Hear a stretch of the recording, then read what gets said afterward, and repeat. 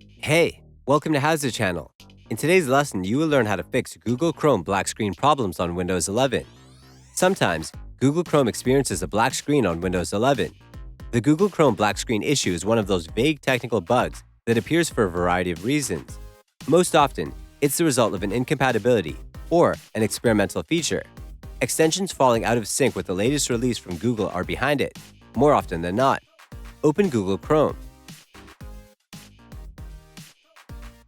Click on the three dots at the top right corner of the window. Choose Settings from the list. Expand Advanced on the left side list. Choose Reset and Clean Up from the list. Click on Restore Settings to their original defaults. Click on Reset Settings in the pop-up window. Restart your browser. That's it. Thanks for watching the video. Please like it and let us know if you used any of our tips and tricks. Subscribe to our channel. We upload new tutorials every day. See ya!